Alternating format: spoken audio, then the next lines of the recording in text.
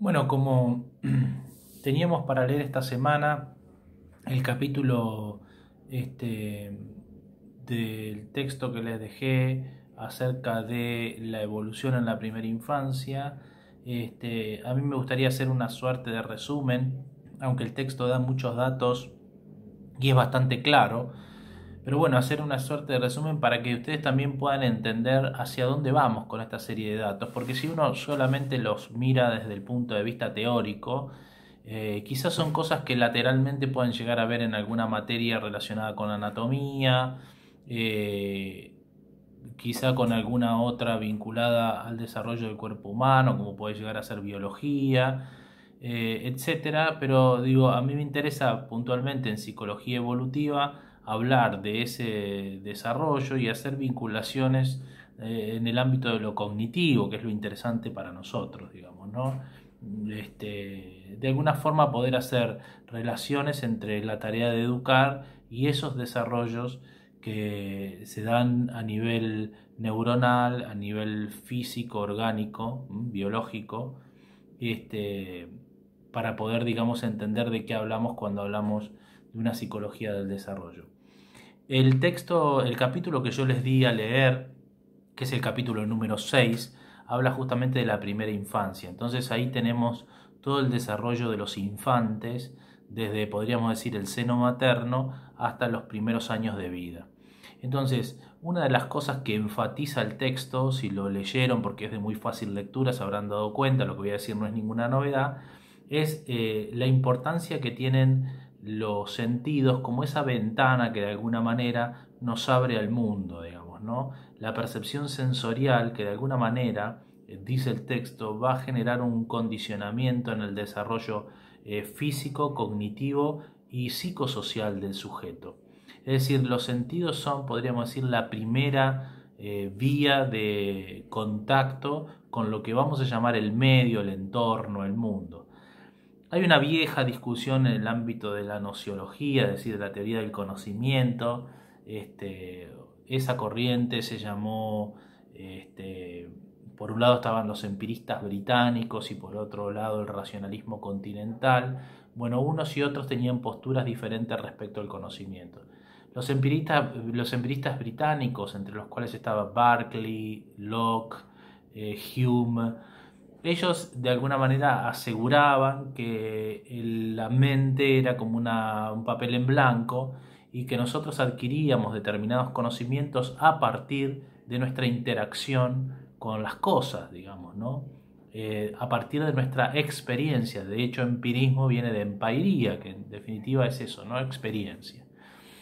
Y por otro lado, los racionalistas continentales, entre los cuales estaba Descartes, Leibniz y otros, proponían justamente la noción de que veníamos al mundo con una serie de ideas innatas, decían ellos, ¿no? Ideas que están en nosotros desde nuestro nacimiento, ideas o estructuras, se pueden pensar de esa manera. Entonces, durante mucho tiempo hubo una discusión que de alguna manera también se sostiene hasta el día de hoy, entre estas dos posturas, entre la posibilidad de pensar que venimos al mundo en blanco, como un disco rígido formateado, digamos, o la posibilidad de un disco rígido con ciertas particiones que nos permiten acceder de alguna u otra forma a la realidad. Bueno, esta analogía computacional también es una analogía bastante frecuente en la teoría del conocimiento, ¿no? Pero lo cierto es que vamos a ver en este pequeño texto que yo les di, que hay como una suerte de conjunción de ambas, digamos, ¿no? Es muy importante los sentidos como aquellos medios para apropiarse del mundo, pero también es muy importante el entorno, y esas condiciones o esas capacidades que están en nosotros a priori. A priori significa independientemente de la experiencia. Es decir, hay posibilidades en nosotros, más allá de que una u otra experiencia se haya planteado antes del planteamiento de cualquier experiencia. Dicho de otra manera, antes que tengamos cualquier tipo de experiencia en el mundo, ya hay una predisposición de parte de nosotros para poder tenerlas, si no, no sería factible. Entonces ahí aparecen dos componentes que están bien enunciados en el texto, que es la genética y la nutrición, digamos, ¿no? La genética como todo aquello que nos acompaña desde nuestro nacimiento, como todas aquellas condiciones, posibilidades, ¿no? Que están en nosotros, que vienen con nosotros, que forman parte de nuestro genoma justamente, y la nutrición como aquella condición fundamental para que esas potencialidades se desplieguen, se desarrollen. Digamos, sabemos hoy con certeza que un niño malnutrido es un niño que de alguna manera acorta sus posibilidades en el orden de lo intelectual, de lo experiencial, digamos, en el orden de la vida, ¿no? Tienen más propensiones a enfermarse, en fin, digamos, hay un montón de cosas que casi son de sentido común hoy, pero que de alguna manera hablan de la importancia de la nutrición. Y en estos primeros meses de vida, donde el crecimiento ahora han visto que se da muy rápidamente, hay algunas estadísticas, ¿no? Una estadística que de alguna manera implica que al año de vida el niño triplica su peso, y que es una condición que no se va a reiterar en otros momentos de la vida. Es decir, que hay un crecimiento muy grande y muy rápido. Tiene que, digamos, tener una importancia superlativa el hecho de la buena nutrición, podríamos decir, ¿no?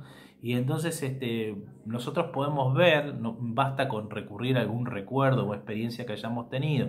Digo, me refiero a las experiencias de haber visto un bebé, cuando vemos esos bebés gordos, digamos, ¿no? Que hasta nos causan ternura y gracia, ¿no? Esos bebés, bueno, se me acaba de caer el video, pero esto es así, es en vivo, así que el teléfono se me acaba de caer. Bueno, decía, bueno, estos bebés que son en definitiva gordos en relación, por ejemplo, a un niño que tiene, no sé, 3 años y que es delgado, digamos, ¿no? Es decir, cómo esa cuestión de la relación peso y desarrollo se da muy rápidamente en los primeros meses de vida. Y uno de los órganos que crece más rápidamente es el cerebro, ¿no? Que es otra de las cosas que, digamos, enfatiza el texto, ¿no? El cerebro es uno de los órganos que crece en relación al resto del cuerpo más rápidamente. De hecho, los niños recién nacidos, los neonatos, son generalmente niños que tienen una cabeza grande, digamos, ¿no? Esto es así, a veces como desproporcionado, uno los ve desproporcionados. Bueno, ese es el principio próximo distal, digamos, ¿no? Sobre el cual va a articular el texto, ¿no? Es decir, hay un principio mediante el cual empezamos a utilizar primero lo que se ha desarrollado primero. Entonces, notamos físicamente, digamos, notamos un desarrollo importante del cerebro, que es uno de los órganos que más va a utilizar el niño y que seguramente es uno de los órganos que primero se desarrolla. Lo mismo que las extremidades superiores. Una de las cosas que el niño recién, apenas con unos meses de vida, va a empezar a utilizar son las manos y los brazos para alcanzar cosas, y va a tardar un poco más en utilizar sus piernas, es decir, en poder pararse, en poder caminar. Incluso el gateo, digamos, es posterior a la utilización de los brazos y de las manos. Y esto se explica porque en el vientre materno una de las cosas que se desarrolla primero es el tórax y los brazos, y luego las piernas, y luego los dedos de las manos y de los pies. Entonces, repito, mediante este principio próximo distal, uno puede de alguna manera observar a los niños utilizando aquellos órganos que se han desarrollado más rápidamente y más tempranamente que otros.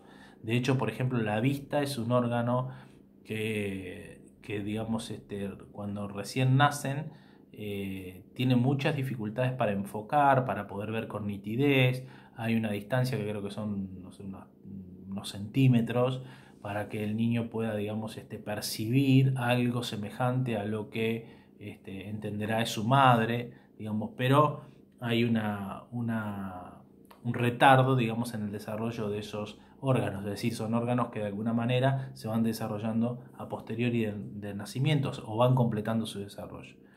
La otra cuestión, digamos, que aparece como un subtítulo aparte es la cuestión del amamantamiento, digamos, ¿no? El amamantamiento no solamente como, digamos, un acto de alimentación, sino también como un acto emocional y un acto físico. Hay una insistencia notable por parte de los pediatras, por ejemplo, para que las madres puedan amamantar lo más que puedan, porque sabemos que la leche materna tiene un montón de propiedades nutritivas, defensivas, etc. Pero no solamente eso, sino además hay un contacto inevitable entre la madre y el hijo, es un contacto próximo, es un contacto de temperaturas, es un contacto necesario para la constitución de la autoestima, para la constitución, digamos, del saberse protegido y querido, etc. Hay un montón de estudios en relación a eso, y hay también distintos, creo que el texto lo menciona, hay distintos periodos en los cuales se pone de moda una cosa u otra. Hay un alto índice en Estados Unidos en determinados momentos, ¿no? En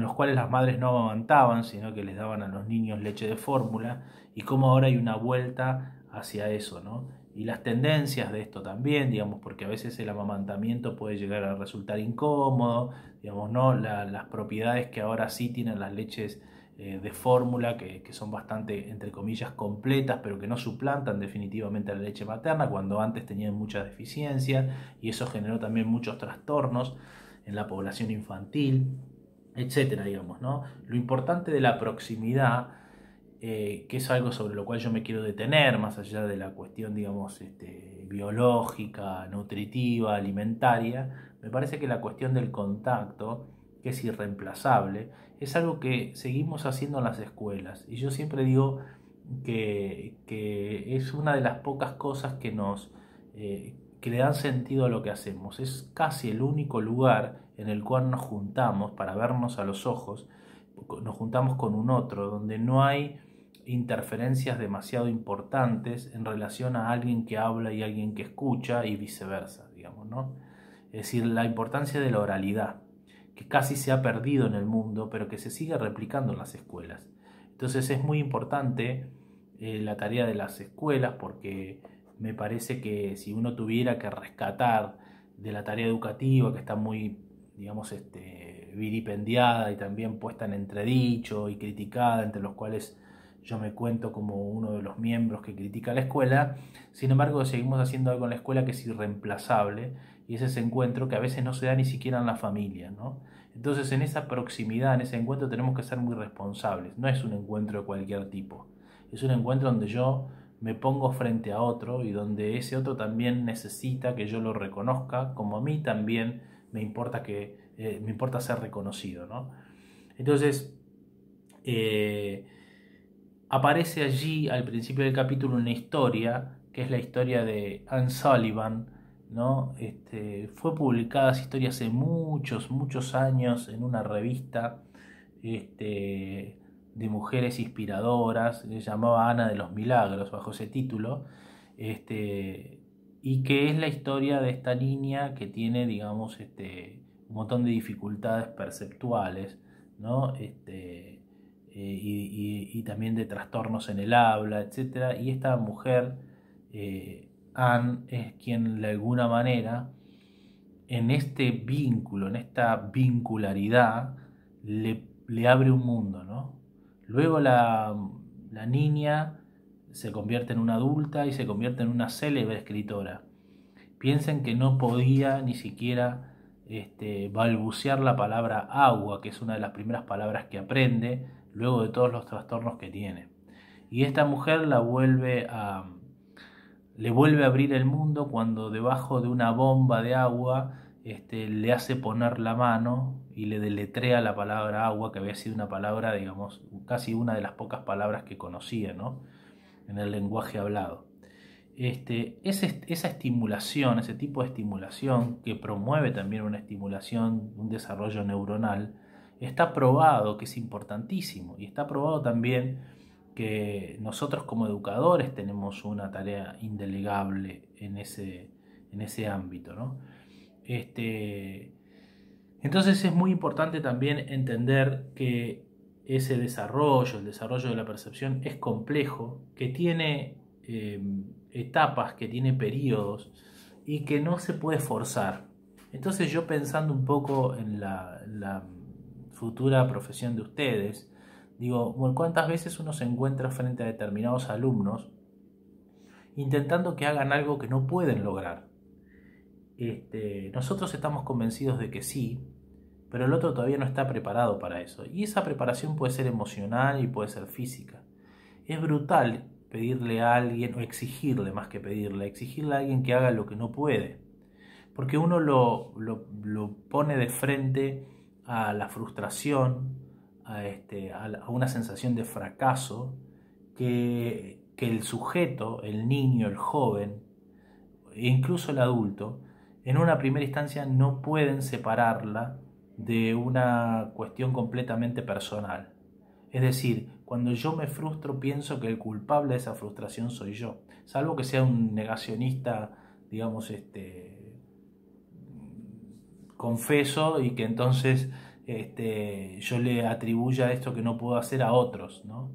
A veces uno utiliza o tiene esos mecanismos para no advertir o para no reconocer que el problema, digamos, en parte también tiene que ver conmigo. Pero volviendo al caso de nosotros como profesores, a veces les pedimos a los alumnos o les exigimos que hagan cosas para las cuales no están preparados. Y entonces eso es una forma de violencia, es una forma de violentación, ¿no? A veces uno se encuentra con castigos, entre comillas, ¿no? Que tienen que ver con correr tantas veces, ¿no? Eso es una forma de castigo físico, es una forma de esclavitud que por suerte ya ha sido abolida hace mucho tiempo en nuestro país. Entonces hay que tener mucho cuidado con el forzamiento de las etapas de aprendizaje, porque las etapas muchas veces en el aprendizaje están íntimamente vinculadas a los desarrollos evolutivos.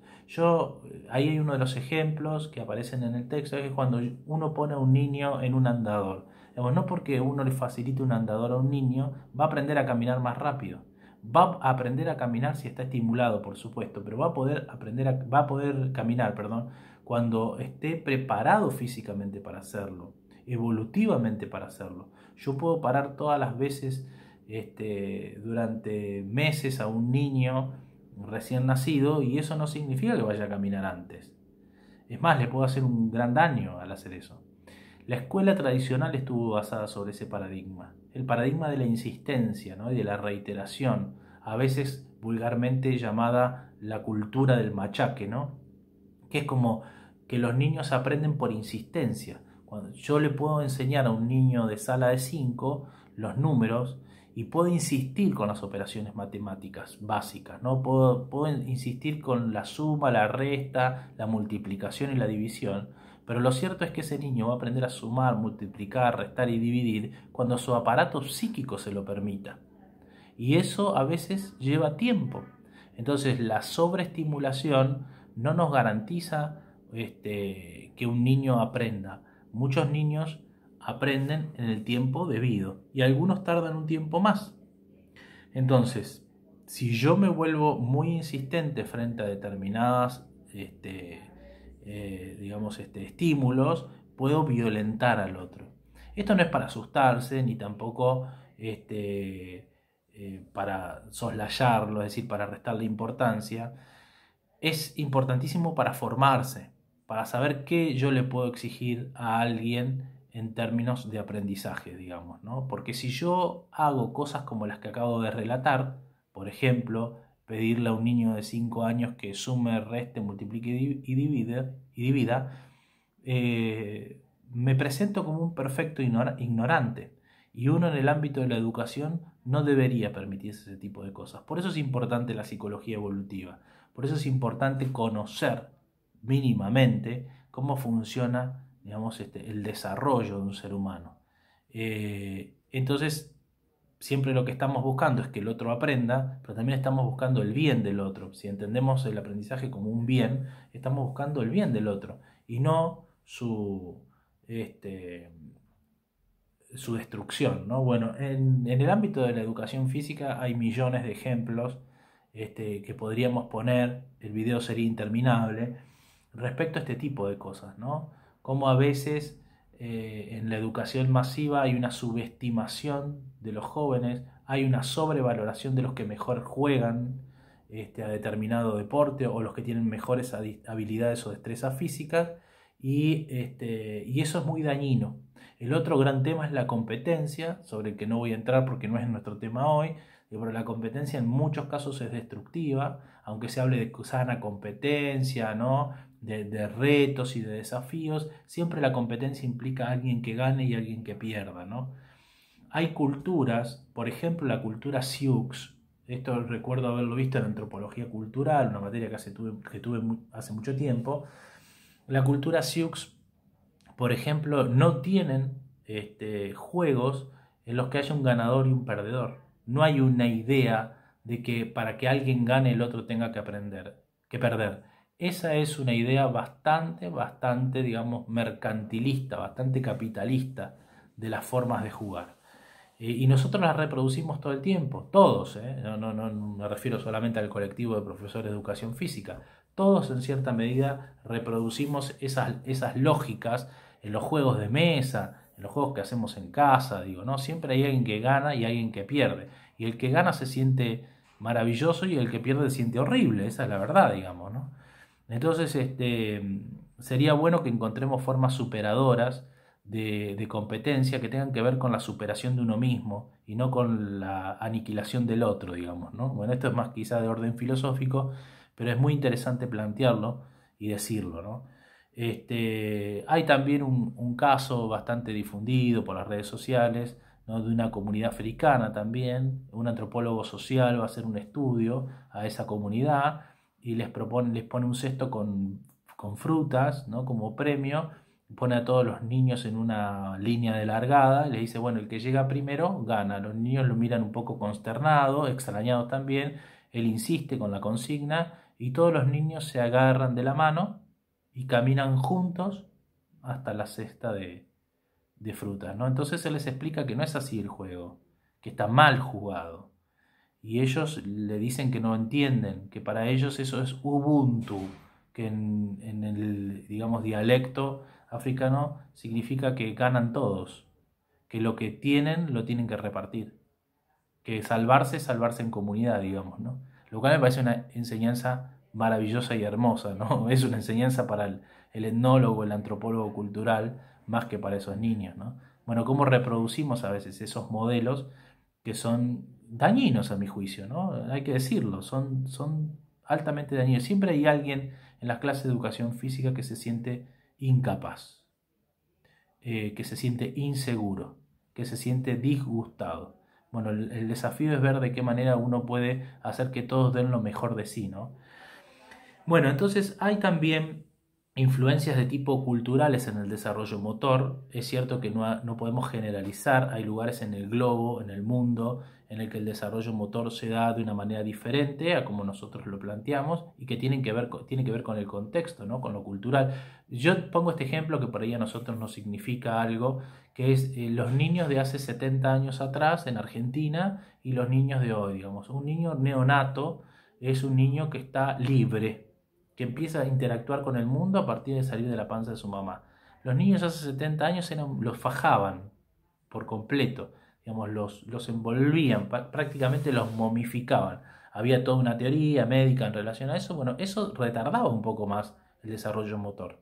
Bueno, a veces las condiciones culturales, digamos, posibilitan, dificultan, obturan o marcan tiempos distintos en el desarrollo motor. Y uno de los últimos puntos que aparece en el texto es la cuestión del maltrato, ¿no? Yo recuerdo mucho a Jean Piaget en un texto, no lo agarré, lo tengo ahí en la biblioteca, ¿no? Se llama El criterio moral en el niño, ¿no? Es un texto de principio del siglo XX, donde Piaget estudia, bueno, justamente cómo se configura en un niño el desarrollo, digamos, de la noción de lo bueno y lo malo, ¿no? Es muy interesante.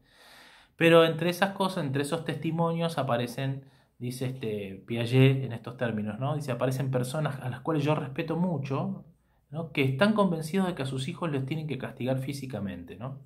Que hay que quebrar, utiliza justamente esta frase, ¿no? Quebrar la voluntad del niño. Es como una forma de humillación, ¿no? Para que entienda cuál es su lugar y para que aprenda. Esto es terrible. Y Piaget lo menciona como una bestialidad, digamos, como una forma brutal de digamos, de criar, de educar a un hijo, ¿no? Habla fundamentalmente en ese caso de los padres. Entonces, digo, piensen que esta noción también se transmitió a las escuelas, ¿no? Los maestros antes castigaban físicamente a sus alumnos. Acabo de decir, digamos, hay una forma también implícita de castigo muchas veces, de ver de qué manera al niño se lo reprende o al joven se lo castiga, de alguna manera que tenga que ver con la limitación, en muchos casos física, ¿no? Y para ustedes esto es muy importante, ustedes van a trabajar con el físico, con el cuerpo, ¿no? Este control de los cuerpos, de lo cual también nos habla Paulo Freire, ¿no? Esta cuestión de la escuela en la cual todos tenemos que estar sentados hacia un lugar, ¿no? En orden, callados, cuando un niño a determinada edad desea todo lo contrario, digamos. Y ese control de los cuerpos es un control de la voluntad, ¿no? Y a veces se transforma en maltrato. Y bueno, ahí hay distintos tipos de maltrato vinculados justamente al maltrato infantil y a los padres, ¿no? También estaría bien mencionar aquí las reglamentaciones internacionales respecto a los derechos de los niños. Bueno, en fin, cualquier forma de maltrato es violencia y cualquier forma de violencia es, digamos, reprochable porque nadie aprende violentamente nada, digamos.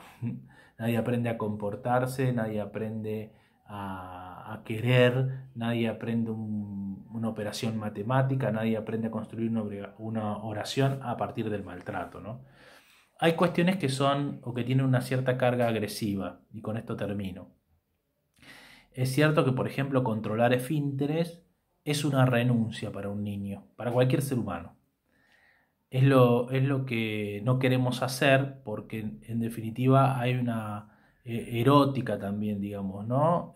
Hay una suerte de placer en el hecho de poder, digamos, hacer lo que tenemos ganas en el lugar en el que se nos ocurra. Esto le ocurre a un niño, de hecho hay todo un estadio, ¿no? que tiene que ver con la manipulación de sus propios excrementos, ¿no? La etapa anal se llama. Y, y es necesario que en algún momento los padres establezcan un límite para eso, para que él pueda controlar esfínteres. Dicho de otra manera, para que pueda dejar los pañales. Y eso es una renuncia, es un renunciamiento pulsional. Yo tengo la pulsión de hacer eso, como siendo un niño, ¿no? Pero tengo que renunciar a eso. Y esa renuncia se da para que haya una ganancia cultural, para que todos podamos estar, compartir, por ejemplo, una clase, una cena y que podamos estar a gusto, perdón, entre nosotros, sin que eso dificulte la convivencia. Bueno, pero eso genera un malestar, ¿no? Freud habla de esas cuestiones en un texto que se llama El malestar en la cultura, ¿no? La renuncia pulsional se traduce en una ganancia cultural, pero siempre genera un malestar en el sujeto. Ahora, esa transición, y esto es lo que me importa, lo que voy, se puede hacer de una manera amable y sana o no. Digamos, uno puede comprar esas pelelitas que tienen un botoncito que el niño, digamos, luego de hacer sus necesidades aprieta y entonces suena una musiquita, ¿no? Qué sé yo, digamos, la paraliza. Este, o, y bueno, y saludar a la caca que se va y hacer pis y todas esas cosas que hacemos cuando tenemos niños. Este, o, digamos, puede hacer como han hecho otros, poner una serie de sillas apiladas arriba de la mesa, poner la pelela en la última silla y sentar al niño ahí y decirle que hasta que no termine sus necesidades no puede bajar. Bajar implicaría que se caiga, ¿no? Entonces todo eso implicaría una muy mala manera de hacer esa transición, digamos, una manera insana, patológica de hacer esa transición. Entonces digo, hay renuncias pulsionales que redundan, repito, en una ganancia cultural, pero esa transición tiene que ser hecha con determinada sanidad. Bueno, en la escuela estamos obligados también a hacer transiciones de ese tipo. Tenemos que renunciar pulsionalmente, nosotros, los niños y los jóvenes, a determinadas conductas para poder convivir. Ahora, yo puedo hacer que esas conductas se den a partir del maltrato, lo cual sería, o el castigo, que sería terrible, o a partir de otros mecanismos sanos, razonables, empáticos, que nos permitan a todos seguir desarrollándonos y creciendo. Bueno, espero que les haya servido. Para la próxima semana deben seguir leyendo el capítulo que sigue, que es el capítulo número 7, y vamos a hacer algunas aproximaciones también a ese capítulo. Bueno, les mando un gran abrazo y que tengan una excelente semana.